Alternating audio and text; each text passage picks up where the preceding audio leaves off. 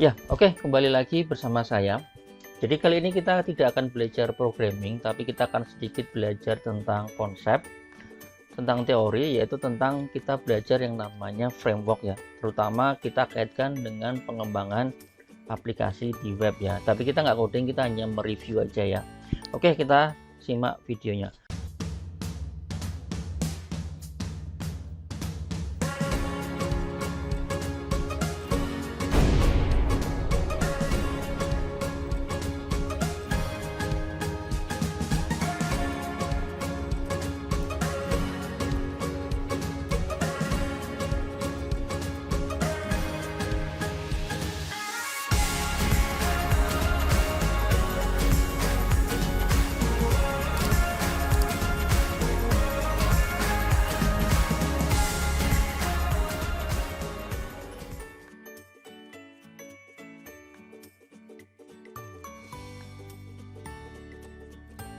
Ya, oke. Jadi di sini kita akan mereview atau kita akan melakukan sedikit pembelajaran ya terkait dengan apa itu web framework, terutama web ya. Sebenarnya nanti kita akan bahas juga untuk yang mobile framework, tapi kali ini kita akan coba bahas apa yang disebut sebagai framework ya. Oke, kita berangkat dari definisi di sini ya. Jadi framework adalah kerangka kerja yang digunakan untuk mengembangkan aplikasi berbasis desktop maupun aplikasi berbasis website ya. Jadi intinya adalah kerangka kerja ya. Jadi ada kerangkanya. Jadi kalau kita kerja itu nggak asal-asalan, tapi ada kerangkanya. Misalnya kalau Anda membuat contoh gampang, membuat laporan itu ada kerangkanya ya, kerangka bagian 1, pendahuluan, bagian 2 dan seterusnya ya. Kurang lebih hampir sama ya. Jadi kerangka di sini juga nanti akan menjadikan kerangka Anda nanti bekerja menggunakan pemrograman ya. Jadi kerangka kerja Anda dalam pemrograman. Oke, di sini ada beberapa contoh. Nah, di sini hanya contoh-contoh ya. Sebenarnya kalau Anda lihat banyak sekali ya framework itu di dalam dunia programming. Jadi dari hari ke hari itu bukan makin sedikit, justru makin banyak. Jadi makin banyak pilihan sebenarnya ya.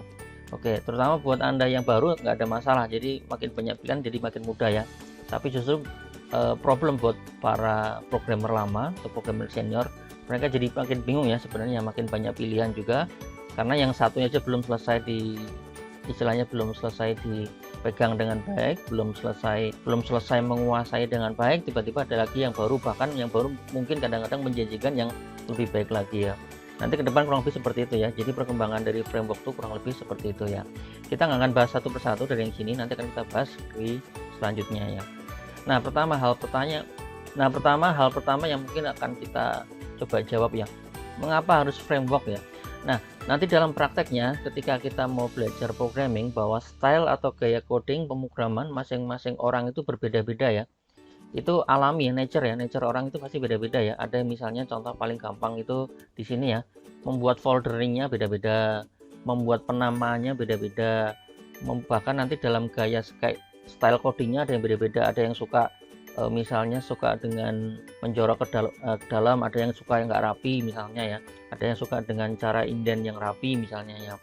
Oke, itu contoh style yang paling gampang ya. Contoh style yang lain misalnya cara akses database ya, ada yang suka misalnya dengan cara menembak langsung database dengan query, ada yang pakai JDBC, pakai ODBC, atau mungkin ada yang pengen dengan layering lagi. Nah, itu kadang-kadang setiap orang mungkin beda-beda ya. Cara membuat tampilan atau view ini yang paling sering terjadi ya. Jadi orang membuat tampilan tuh mungkin punya style yang sedikit berbeda-beda ya. Atau mungkin yang terakhir adalah cara membuat menyusun fungsi ya, function ya. Function mungkin ada yang dikelompokkan dulu, ada yang dicampur dan sebagainya. Nah, dari yang berbeda-beda ini harusnya kita seragamkan sebenarnya ya. Nah, supaya tidak terjadi perbedaan, kita coba buat kerangka keseragaman. Jadi kerangka keseragaman ini yang membuat nanti kita akan punya standar yang sama ya, atau standar pemrograman yang sama ya. Nah, ini makanya diperlukan di framework.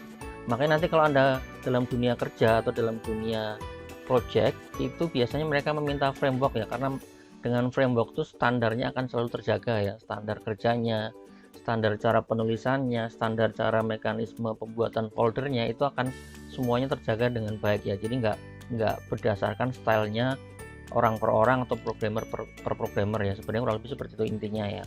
Jadi mungkin Anda harus paham mengapa harus framework ya. Sebenarnya tidak harus framework, tetapi dalam beberapa case, dalam beberapa project sebenarnya harus dituntut atau harus menggunakan framework ya, dengan tujuan agar terjadi keseragaman atau standarisasi ya. Oke, di sini kan kita lihat beberapa web framework berdasarkan bahasa pemrogramannya. Jadi di sini akan kita lihat ternyata banyak sekali framework, bahkan nanti dari satu bahasa pemrograman pun frameworknya juga banyak ya. Cuma yang mungkin yang disebutkan dari sini hanya beberapa saja ya. Oke, contoh yang pertama di sini ya, Python ya. Oke. Di Python sendiri untuk bahasa pemrograman web itu juga ada beberapa ya. Meskipun Python sih sebenarnya cukup terkenal sebagai machine learning ya, sebenarnya sebagai pemrograman backend, tadi Python juga menyediakan untuk pengembangan webnya. Oke, contoh yang terkenalnya ya, Django ya. Django ini terkenal frameworknya. Nanti kapan-kapan kita bahas ya terkait dengan Django. Kemudian ada Flash, di sini juga cukup terkenal. Kemudian ada yang lain, ada banyak sekali, mungkin tidak perlu kita bahas. Ada Tornado, ada Web2Py misalnya ya. Kemudian ada Battle dan sebagainya. Mungkin ini masing-masing punya kelebihan dan kekurangan ya. Jadi ada beberapa mereka menggunakan framework untuk tujuan tertentu. Jadi pastinya ada kelebihan dan kekurangannya. Nanti silakan Anda lihat-lihat lagi mana yang sesuai dengan kebutuhan Anda ya. Oke, kita lanjut lagi. Kita masuk coba ini bahasa pemrograman JS ya, JavaScript ya. JavaScript ini juga menarik ya. Ini juga termasuk pemrograman modern ya. Artinya modern itu artinya agak baru-baru ya. Ini agak baru. JS ini yang terkenal Angular JS ya. Kenapa terkenal ya? Seperti biasa karena yang intro adalah Google ya, Angular JS. Yang kedua React ini juga terkenal karena sama tandingannya Google adalah Facebook. Jadi React ini yang ngeluarin Facebook. Jadi bisa Anda bayangkan kalau dua vendor besar yang mengeluarkan biasanya bagus-bagus ya, bagus-bagus, mudah, dan forumnya juga banyak. Jadi ini Angular dan React ya. Cuman mungkin Anda pahami bahwa Angular sama React ini nanti kalau Anda belajar dia hanya framework untuk beberapa hal saja ya. Jadi nanti harus Anda perhatikan, tetap kadang-kadang untuk beberapa hal Anda harus gabungkan dengan framework yang lain ya. Contoh misalnya nanti Anda bisa gabungkan Angular dengan PHP framework Laravel atau yang lain juga bisa ya. Atau Angular dengan Node juga bisa misalnya. Itu contoh bagaimana menggabungkan beberapa framework ya. Oke, kemudian juga ada yang menarik misalnya di sini adalah Vue, kemudian ada Node. Nah, ini Node nanti akan kita bahas juga ya. Node.js. Jadi Node.js ini juga sebenarnya JavaScript, cuman uniknya adalah dia adalah JavaScript yang di running sebagai as a server ya, atau sebagai server. Kalau JS biasa ini kan JavaScript yang running sebagai client. Nah, kita menarik di sini Node.js ya. Jadi dalam framework Node.js itu ada framework yang lain lagi ya. Jadi ada framework yang dikembangkan di atas framework ya. Contoh di sini yang terkenal misalnya Express.js ya. Express.js ini sebenarnya mirip seperti yang lain, standar untuk pengembangan web. Jadi intinya adalah mengembangkan web dalam konteks yang lebih mudah ya. Contoh misalnya dalam konteks misalnya menggunakan konsep MVC, model view controller ya. Nah, ini menggunakan pendekatan Express.js ya. Kemudian ada yang lain misalnya Meteor, ini juga terkenal. Ada Sales, mungkin nanti juga kapan-kapan kita bahas ya tentang Sales, ini juga menarik. Kemudian ada Koa, dan masih banyak yang lain lagi ya. Kalau Anda lihat atau Anda googling sebenarnya ada masih banyak yang lain. Mungkin ini saya sebutkan yang cukup familiar aja ya. Oke. Nah, kemudian di sini dari bahasa pemrograman PHP. PHP ini termasuk agak lebih tua dibandingkan yang pendahulunya ya seperti Python ya atau Node.js, mungkin lebih tua ya. Cuman frameworknya juga berkembang terus dan banyak sekali turunan dari frameworknya. Contoh yang terkenal yang paling baru sekarang adalah Laravel ya, karena kemudahannya, karena simpelnya Laravel ini jadi sangat populer, sangat menarik. Nanti kapan-kapan juga mungkin kita akan bahas ya terkait dengan Laravel ini ya. Kemudian ini CI mungkin lebih sedikit tua dari Laravel. Ini mungkin boleh dibilang salah satu konsep MVC yang waktu itu sempat booming ya, sempat banyak digunakan orang karena kemudahannya juga. Ini adalah CI ya, Code Igniter ya. Oke. Kemudian ini Y ini juga menarik. Salah satu yang mungkin kalau saya juga sering gunakan adalah Y ini. Meskipun ini jarang dipakai karena mungkin buat beberapa orang di awal-awal pembelajarannya terlalu susah ya, memang sedikit lebih susah ya dibanding Laravel ya. Tetapi benefit di belakangnya mungkin agak sedikit, buat beberapa yang senang dengan benefit di belakangnya mungkin kita akan lebih nyaman menggunakan Y ya. Kemudian juga ada yang Cake PHP, konsepnya hampir sama seperti CI sama Y, MVC juga. Ada juga Symfony, mungkin ada Zen dan yang lain-lainnya. Jadi juga turunan framework dari PHP sangat banyak sekali ya, nanti bisa Anda googling juga ya. Nanti kapan-kapan kita akan belajar juga di next session, di video selanjutnya kita akan dalami framework dari masing-masing ini. Oke, kemudian di sini ini juga ada yang menarik adalah bahasa pemrograman Ruby ya. Nah, yang framework yang terkenal adalah Ruby on Rails. Ini juga menarik. Dulu ini menarik kenapa? Karena di sini karena dianggap simpel sekali Ruby on Rails. Termasuk sampai sekarang pun ada beberapa vendor atau beberapa software house yang masih menggunakan Ruby, termasuk mereka suka karena kadang-kadang mudah untuk membuat API atau web service ya. Ini Ruby on Rails ya. Kemudian misalnya contoh yang lain ada Celluloid, kemudian ada Ruby Grape. Nah ini juga hampir sama ya. Ini yang tadi saya sampaikan mungkin lebih cocok untuk membuat API atau REST web service. Nah ini menggunakan Ruby Grape ya. Nah ini juga yang menarik, harusnya mungkin tadi kita sampaikan di depan, tetapi di sini saya taruh di belakang terkait dengan web atau CSS ya. Jadi di sini hanya CSS framework aja, jadi unik ya. Jadi kalau yang tadi itu adalah dari bahasa pemrogramannya, kalau ini dari style sheetnya atau dari style tampilannya. Nah di sini ada CSS, framework CSS ini juga menarik ya, dan mau nggak mau orang yang menggunakan web biasanya juga harus didorong menggunakan framework CSS-nya ya. Contoh yang terkenal adalah Bootstrap. Bootstrap terkenal juga seperti biasa dibawa oleh Google ya. Bootstrap jadi terkenal ini karena Google. Dulu pernah dipakai juga sama Twitter ya. Jadi kurang lebih hampir rata-rata sekarang framework CSS yang digunakan oleh orang adalah Bootstrap ya, rata-rata ya, mostly kebanyakannya, karena juga forumnya banyak, cara menggunakannya juga sudah banyak sekali yang ada di Google ya atau di forumnya.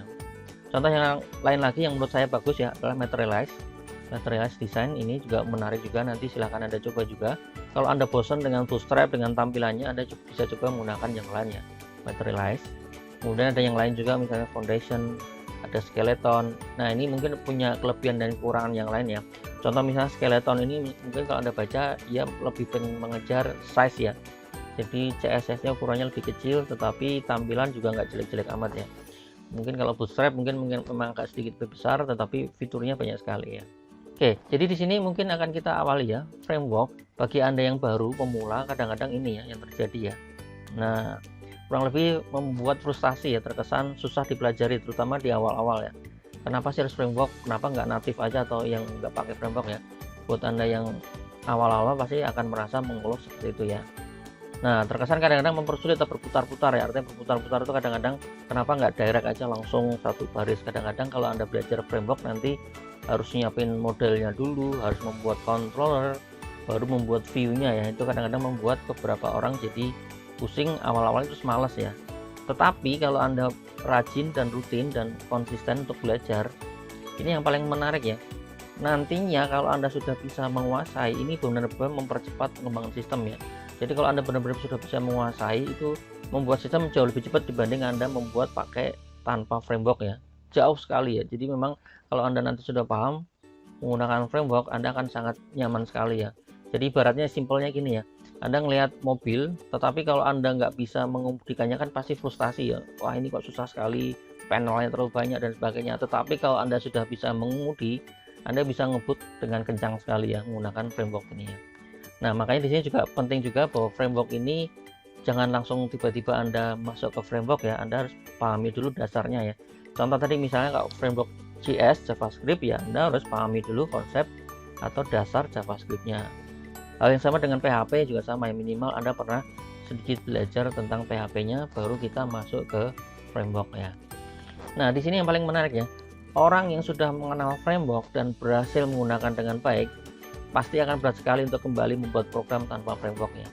Ini saya alami sendiri. Jadi ketika Anda sudah terbiasa menggunakan framework, kalau suruh ada pekerjaan atau ada project, suruh bikin pakai tanpa framework pasti nggak mau ya. Karena yang jelas pasti akan lebih lama, jauh lebih lama sebenarnya. Kalau tanpa framework itu banyak kekurangan sebenarnya ya. Oke, nah nanti ke depan bisa jadi Anda akan jatuh cinta dengan framework ya. Meskipun nanti ada framework itu ada banyak pilihan ya. Artinya ketika Anda nyoba yang ini, oh ternyata yang ini menarik ya. Saya akhirnya suka menggunakan framework ini misalnya ya. Nah mungkin di sini akan kita sampaikan kelebihan framework dan tentunya pasti ada kekurangan ya. Kita sampaikan dulu kelebihannya ya. Kelebihan yang pertama ya, yang paling penting di sini ya, program menjadi lebih rapi dan terstruktur ya. Artinya tadi sudah saya sampaikan di depan bahwa strukturnya akan standar, sebenarnya bagus dan standar, jadi rapi sekali, jadi enak dibaca. Bahkan nanti ketika diberikan orang lain juga akan lebih enak dibaca ya. Nah, artinya ketika ini sudah tersusun dengan rapi, kita bisa lakukan untuk kerja bareng ya. Jadi artinya teman kita nanti mau berkolaborasi itu sangat mudah ya. Misalnya penempatan model dan view controller itu jadi lebih rapi. Kalau kita membuat sesuatu urutannya harus sama dan standar, kurang lebih ini yang membuat framework kelebihannya kurang lebih seperti ini. Nah, kemudian juga sama ya, bisa diwariskan atau dilanjutkan oleh orang lain. Artinya kalau kita mengerjakan project buat orang lain, buat perusahaan, pemerintah, kadang-kadang mereka selalu nuntut pakai framework ya. Karena apa? Karena nanti kalau pengen dilanjutkan, meskipun pisah vendor atau tidak jadi sama Anda kan bisa dilanjutkan orang lain kan. Dengan framework ini akan memudahkan orang lain untuk membaca dan melanjutkannya. Nah, ini yang tadi sampaikan, jelas kalau Anda sudah paham, kelebihan framework adalah jelas lebih praktis dan lebih cepat ya dalam pengembangannya. Saya jamin itu ya, itu udah terbukti ya, udah proven sekali menggunakan framework pengembangan jadi lebih praktis dan lebih cepat ya. Nah, jadi dengan demikian karena praktisannya pekerjaan menjadi lebih cepat dikerjakan. Makanya dalam beberapa pekerjaan atau project, salah satu alasan memilih framework selain standarisasi adalah pekerjaan jadi lebih cepat selesai ya, dibanding dengan menggunakan manual dari scratch from zero gitu, bisa jadi memakan jauh lebih lama lagi ya. Kemudian yang menarik lagi adalah beberapa fitur sudah disediakan, jadi kita nggak perlu pusing-pusing ya. Contoh misalnya paling gampang, kita nggak perlu pusing bikin fitur login, nah itu yang paling gampang. Ada juga framework yang paling menarik, kita nggak perlu pusing-pusing bikin fitur rule management atau otorisasi dan sebagainya ya. Jadi itu udah dihandle sama si frameworknya, jadi kita nggak usah pusing-pusing, tinggal pakai saja. Itu yang menarik ya. Di lain itu ada beberapa fitur yang lain, jadi fitur-fitur kita untuk menggunakan library itu jauh lebih mudah, jadi lebih simpel dan tidak perlu membuat dari nol ya. Nah, contoh yang paling menarik di sini adalah beberapa framework biasanya sudah memberikan fitur keamanan lebih baik ya.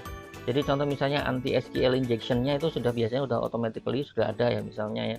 Jadi beda jauh kalau kita menggunakan pakai native atau menggunakan tanpa framework, pasti itu rentan dengan hijacking ya, atau pembajakan atau cracking dan sebagainya ya. Kalau kita menggunakan framework memang tidak berarti lepas dari yang seperti itu, tapi artinya minimal kita sedikit lebih di atas ya, lebih aman sedikit ya, karena beberapa fitur di dalam framework itu sudah mengangkat isu security ya. Jadi security-nya sudah diangkat, kayak yang paling gampang itu anti SQL injection ya. Jadi itu biasanya di framework sudah dibungkus ya, jadi lebih aman misalnya ya. Memang tidak semua framework ada fitur itu ya, tapi nanti bisa Anda lihat beberapa framework yang ada dan beberapa framework yang tidak ada ya. Oke, yang menarik di sini juga performa lebih stabil ya. Artinya kalau kita bandingkan dengan framework pasti jauh lebih stabil ya. Lebih stabil, lebih proven, lebih enjoy, artinya lebih bagus dibanding kalau kita membangun dari native ya. Karena di situ nanti sebenarnya mereka juga udah melakukan optimasi untuk meningkatkan performansinya ya. Oke, di sini framework juga belum berarti udah hebat ya, segala-segalanya ya, udah dewa, tapi juga ada kekurangan ya. Kekurangannya tadi udah saya sampaikan. Yang pertama adalah perlu belajar terlebih dahulu di awal-awal ya. Nah, ini yang saya sampaikan kadang-kadang ini membuat orang frustasi di awal, terus kadang-kadang menyerah, akhirnya tidak mau mendalami ya. Apaan sih ini, misalnya dibilang ini kok susah sekali ya.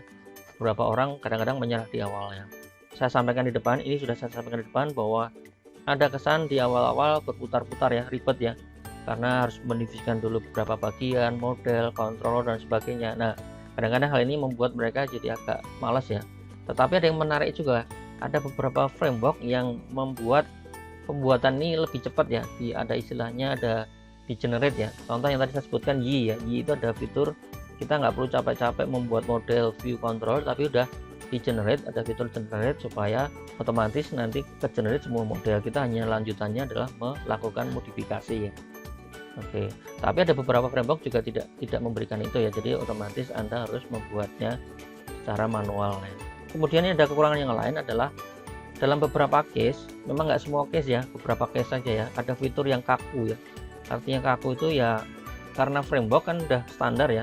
Kalau kita membutuhkan hal yang di luar yang sudah diberikan framework atau yang sudah distandarisasi, misalnya kita pengen hal yang di luar itu atau kreativitas yang lain, kalau kita pengen melakukan itu, ini harus menambahkan sendiri atau mungkin perlu modifikasi atau harus menggunakan library atau menggunakan framework yang lainnya. Ini sebenarnya kekurangannya. Jadi ada beberapa kalanya kita membutuhkan fitur yang di framework itu tidak ada, jadi otomatis harus kita cari di tempat yang lain atau mungkin modifikasi. Nah, mungkin ini yang keempat, ini juga menarik juga ya, dalam beberapa case kadang overkill ya. Overkill itu malah ini ya, terlalu canggih ya. Kita butuhnya simple tapi terlalu canggih ya, berlebihan istilahnya ya. Jadi untuk sebuah problem yang sederhana, kadang-kadang ini jadi berlebihan untuk overkill ya. Contoh pernah kita alami ya, contoh kita pengen membuat sederhana, tapi misalnya kita punya hostingnya, kita mau taruh di server, hostingnya yang murah-murahan misalnya. kadang-kadang karena framework di sini ya, ukuran filenya, projectnya jadi cukup besar ya. Jadi untuk isu hosting itu jadi kadang-kadang, wah ini terlalu besar, kadang-kadang malah menghabisin space ya. Jadi untuk framework aja udah habis. Jadi nanti kalau misalnya ada data baru atau ada gambar dan sebagainya, nanti space-nya jadi habis ya. Itu kadang-kadang jadi isu juga ya. Kadang-kadang kita pengen bikin aplikasi sederhana aja, jadi mungkin jadi space-nya jadi cukup besar ya. Oke. Kemudian di sini juga mungkin karena dalam konteks yang sederhana, kadang-kadang ada beberapa fitur yang tidak kita pakai ya, artinya kan useless ya. Jadi contoh misalnya tadi saya sampaikan, ini udah mobil mewah sekali, tapi kita makainya hanya di jalan biasa, mobil Ferrari kita pakai jalan biasa ya. Jadi ada beberapa fitur yang tidak bisa kita pakai, jadi sayang sekali sebenarnya ya. Jadi ini yang saya sebut sebagai overkill ya. Jadi dalam beberapa case kadang-kadang mungkin kalau case-nya sederhana mungkin jadi overkill ya sebenarnya ya, karena ada beberapa kode yang tidak kita gunakan. Ya, oke, dengan demikian dulu kita akan belajar terkait dengan web framework. Jadi Anda sudah sedikit paham ya berbagai macam web framework. Nanti ke depan akan kita bahas ya, mungkin satu persatu, karena membahas satu framework itu bisa jadi cukup lama ya, karena satu framework itu kan banyak sekali urutannya. Nanti ketika itu sudah, kita bahas yang lain lagi ya. Nah, di sini mungkin yang paling menarik adalah memang tidak ada framework yang dewa sekali, dewa itu artinya sudah sangat menonjol. Masing-masing pasti punya kelebihan dan kekurangan, dan masing-masing juga pasti punya programmer punya pilihan sendiri ya. Misalnya si A lebih nyaman pakai Laravel, si B lebih nyaman pakai Node.js, si C lebih nyaman pakai Y dan sebagainya ya. Jadi masing-masing nanti akan punya menemukan pasangannya, istilah jodohnya ya, bahwa kok saya lebih nyamannya pakai ini, misalnya saya lebih seraknya pakai ini. Nah, kurang lebih Anda bisa lihat-lihat ke depan nanti ya dalam pengembangan sebuah web. Anda bisa pastikan misalnya Anda akhirnya setelah memilih atau setelah belajar kok ternyata lebih enak yang mana ya. Oke, mudah-mudahan nanti ke depan akan kita bahas masing-masing dari framework tersebut untuk kita detailkan, untuk kita lihat bagaimana cara menggunakannya ya. Oke, terima kasih Anda sudah melihat videonya. Kita di sini nggak belajar coding, tapi kita belajar tentang mereview sedikit tentang konsep. Terima kasih, kita jumpa di video selanjutnya.